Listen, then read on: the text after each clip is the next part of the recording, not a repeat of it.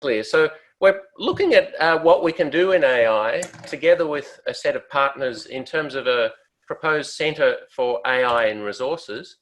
And what we're really wanting to do, based on what we might have discovered in this workshop and the needs, focus on industry needs and propose a ARC centre based on maybe the ITRP, which Robert Munn will be presenting on following me briefly on the mechanisms in Australia for doing that. Focusing on defining projects which are high value opportunities at these three horizons that we've seen. We're looking at leading the centre potentially with other industry and research partners, and with the participation of industry. Taking an international perspective, we're looking at what we can do in AI and mining, essentially. We're looking at doing close secondments and internships, in other words, really looking at embedding our students into industry internationally. Indicatively, we're looking at around $2.5 million plus in kind with matching ARC cash, which we'll describe in a moment. Having an industry steering committee, and if successful, we'd be looking at this centre commencing late next year. So to give you a bit of an overview of the participation of the University of Melbourne in AI, we have 4 centres relating to AI: a Centre for AI and Digital Ethics, the Melbourne Centre for Data Science, an ARC Training Centre for Cognitive Computing in Medical Technologies, that one's with IBM, and an ARC Training Centre in Optimisation Technologies, Integrated Methodologies and Applications. That's a new one. We have about 200 artificial intelligence researchers, around 55 academic staff and 145 PhD students. That's me at the top. I'm in the Sustainable Resources platform at the University of Melbourne, and some of you may have met me involved in CRC activities. We're participating in a couple of CRCs like the Future Battery Industry CRC. My research is in the area of AI planning and autonomy. James Bailey is also on the call. He's the program lead for the Artificial Intelligence platform, which spans across the whole of engineering and also represents the university in this area, and his work is in AI assurance. In terms of the capabilities and that I think we can bring to mining, we've heard of some of the capabilities in these workshop breakouts. This is a figure from CSIRO's Data 61 on the AI roadmap in 2019. You can see, as well as machine learning, of course, there's natural language processing, human language, there's automated planning, and these 3 areas in blue here, the University of Melbourne are well represented in machine learning, AI planning for autonomy, and natural language processing. There's a synergy between AI technology fields, and to try and achieve these kinds of sustainment in mining, we really need to look at bringing in, it's a lot of specialization occurring in AI, and we really need to look at using things like, for example, reinforcement learning together with data mining and machine learning, together with natural language processing, together with other aspects, and together just with traditional digitization and computer science. To give you an idea of some of our students, AI is becoming increasingly popular as it is in other computing schools. So I'm in the School of Computing and Information Systems. This is just a list of our enrolments over time, over the last 5 years, in both undergraduate and postgraduate courses. And you can see there's undergraduate AI, machine learning, natural language processing, introduction to machine learning, statistical machine learning, and AI planning. So that reinforcement learning that we do a fair bit is in AI planning. This is the growth over the 5 years. You can see that the most popular subject, AI planning and autonomy, I'm teaching that this semester, has really grown very quickly. So it's actually gone from 17 students in 2015 up to 550 this year. We're teaching it in both semesters. So that's 97% growth per year. And you can see the other subjects are well represented as well. So in terms of personnel, we do have a lot of bright young minds coming through. We want to try and attract them into doing research. And one of these centres would be a way of getting some of our young, bright minds, men and women coming through, sort of interested in AI and working on some of these problems. And so so the final themes and details would be developed together with the partners that might want to join us. So that's why we're not being prescriptive. I did sort of put a couple of comments down in these 3 boxes on the different horizons which might form possible themes. And so I attempted to summarize live out of these workshop things like in Horizon 1, in other words, in 2022, late 2021, 22, implementation pathways, you know, AI project management and sustainment, the engineering life cycle, testing and validation. Horizon 2, things like sort of looking at explainability and AI assurance, integration of mining AI into the wider AI community. So there's easier to do things like do requisitions and bring AI technology into the mining setting. The ethics framework, so fair, safe and accountable use and regulation.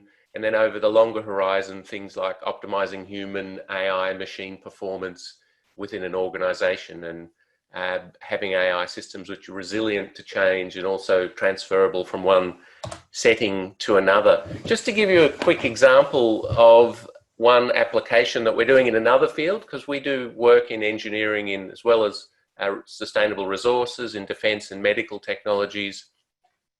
One area that we've done very successfully use reinforcement learning is in the University of Melbourne with DST Group, looking at human level autonomy for the Air Force. And this is using reinforcement learning for air tactics. And just let me stop the share and start again, because I'm just going to optimize it for video, which I recall I had to do. Optimize for video. That's it, sharing again. And this one here, we demonstrated in 2017 the use of reinforcement learning for learning UAV air tactics. So this is, how do you sustain a library of tactics? How do you also learn tactics for new UAV craft and aircraft? And how do you sort of go forward in that setting? And so many of you have heard of AI being successfully used for doing things like playing board games such as Go and chess, and computer games like Atari. But this is well and truly out of the box now, and it's a body of research with which the university continues on with DST Group. And we're very successfully able to do that. And if you follow the links in this presentation, you'll be able to see some of those. So I'm going to go out of presentation mode so I can go to the next slide. So the idea here really is, how do you sustain a tactics library? And similar to in mining, you have a series of plans and operations. It's not so much about, if you will, the dogfight. It's how do you actually, how do all of these technologies effectively work together? And that's really what we're shooting for here. The next steps in terms of this centre, so that just gives you an idea of what we've been doing in defence. Defence shares a number of similarities with mining. It has lots of simulators and models. It has lots of know-how, and it's an area where some of these technologies are moving quite quickly. We're hoping that we can look at having a centre, and if the next steps would be to select industry partners who might be interested. So please let us know if you're on this call and you're interested. Refine some themes and projects in conjunction with those partners. Finalise industry and research partner interest. Indicative commitment would be in the range of 50 to 250,000 over 5 years per organisation. The deadline to commit in the current round would be in September, and the final application would need to be submitted in November. But what I might do is introduce Robert Munn. Are you online at the moment, Robert?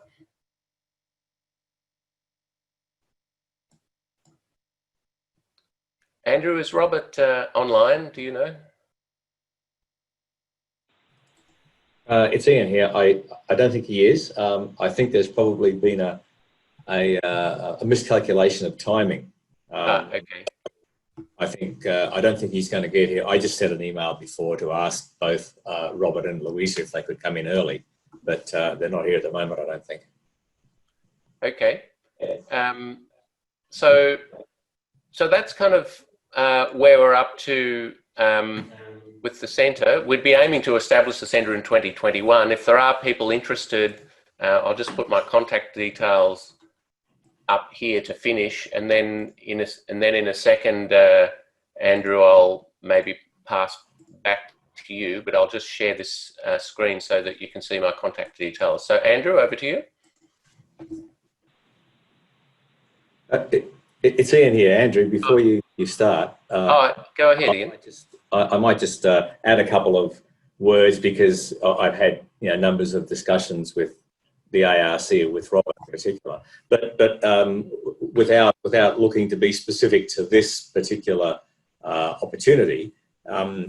This is one of the approaches we want to take to get particularly the mid-tier mining companies to come together to look at maybe collaborating and pooling some funds towards particular research or solution opportunities that will be something that are priorities for them now, like in the next couple of years.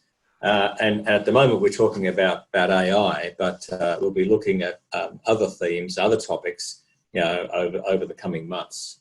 So I just wanted to let people know that this opportunity, if you like, for we realise that the mid-tier miners don't have the deep pockets that the tier one miners have. So the opportunity is to come together and pool some resources towards topics and towards solutions of problems that are priorities for a number of them at the same time. I'll leave it at that. Thanks. All right, thank you, Ian. That's good. Chris, did you want to just say something about that? Yeah, thanks, Ian and Adrian. And just to reiterate, the proposed centre can only proceed with strong industry support. And I guess the second part is the more engagement from industry, the better we will be able to tailor the specific projects in those three horizons to meet your needs. The aim is to generate implementable solutions and to do that across the three timeframes. But as Adrian said, we'll only proceed if we can get sufficient industry support. I think it's a topic that's really can offer some sort of major opportunities for companies to participate, and we hope you'll be able to do so. Thanks, Adrian.